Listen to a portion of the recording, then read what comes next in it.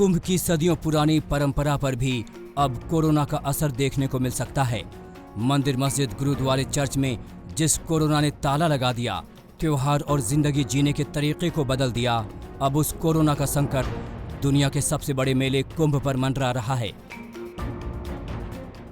राज्य सरकार महाकुंभ को टालने को लेकर जल्दबाजी में फैसला नहीं लेना चाहती, जिसको लेकर मंथन जारी है। सुझाव दिए जो अखिल भारतीय अखाड़ा परिषद जो अधिकृत संस्था है हमारे संतों की, उन्होंने ये कहा है कि हमको परिस्थितियों के अनुसार निर्णय लेना है। अभी 7 महीना बाकी है और इसके फरवरी माह में ही क्या परिस्थितियाँ बनती हैं उसके हिसाब से हमको निर्णय लेना चाहिए। संकट की इस घड़ी में हरिद्वार के तमाम संत सरकार के साथ कोविड को लेकर खड़े नजर आ रहे हैं। महाकुंभ को 2021 से टालकर 2022 में कराने का भी सुझाव आया है। साधुओं का कहना है कि अगर कोरोना से हालात नहीं सुधरते तो महाकुंभ का आयोजन टालने में कोई बुराई नहीं। ऐसे में सांकेतिक कुंभ का विकल्प भी तैयार किया गया है। जहाँ तक कुंभ का मुख्यमंत्री जी ने एक शब्द और हमारे जो अखाड़ा परिषद के महामंत्री जी ने बोला है कि अगर परिस्थितियाँ विपरीत रहती हैं तो उस समय जैसी व्यवस्था रहेगी, सूक्ष्म रूप में साधु संत जो अपने इष्ट देवता और कुछ सन्यासियों के साथ में अखाड़ों का जो स्नान की परंपरा है उसका निर्वहन तो किया जाएगा। कोरोना एक राष्ट्रीय आपदा है और इसमें चाहे वो कावड़ यात्रा हो या कुंभ हो, जो भी सबके हित के लिए ज़रूरी है वो कदम हमें उठाने पड़ेंगे।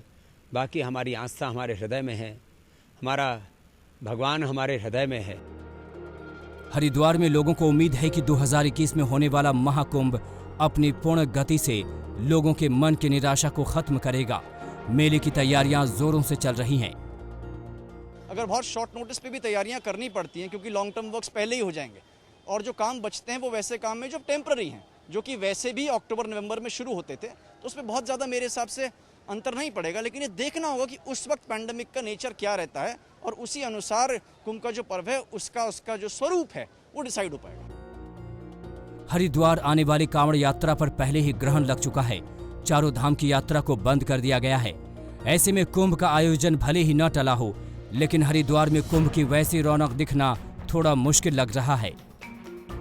यहाँ पर हर तरह गंगा जल के लिए लोगों ने अलग अलग सामान रखे हुए, प्रसाद की दुकानें हैं और छोटे छोटे बच्चों के खिलौनों की दुकान भी है।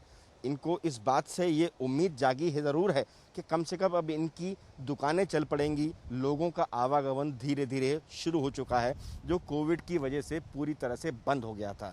लेकिन शायद इनको ये मालूम नहीं कि अभी इनकी मुसीबतें और बढ़ने वाली हैं, क्योंकि उत्तराखंड सरकार ने कावड़ यात्रा पर प्रतिबंध लगा दिया है कोविड-19 की वजह से। कोरोना का सबसे ज्यादा असर उन व्यापारियों पर पड़ा है जो धार्मिक आयोजनों पर निर्भर थे। श्रद्धालुओं की कमी ने आर्थिक संकट पैदा कर दिया है। व्यापारी वर्ग और गंगा सभा मानती है कि इस नुकसान की भरपाई करना अभी संभव नहीं है, मगर गंगा मैया की कृपा से जिंदगी एक बार फिर ट्रैक पर लौटेगी।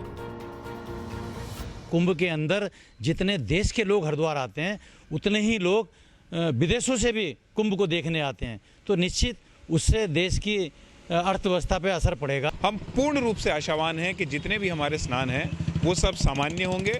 माँ गंगा की कृपा से ये शीघ्र कोरोना संक्रमण जो है 2-3 महीने में जो अपनी पीक है इससे वापसी आकर स्थिति को सामान्य करेगा और निश्चित ही कोई ना कोई औषधि, कोई दवा भी इसके लिए विकसित होगी और हम सभी हरिद्वार वासी, देशवासी हम कुंभ में सामान्य रूप से सम्मिलित हो पाएंगे। सैकड़ों साल पुरानी महाकुंभ की परंपरा आज तक नहीं रुकी। बड़ी बड़ी विपदाओं के बीच आस्था का महाकुंभ जारी रहा, लेकिन इस बार हालात काफी जुदा हैं।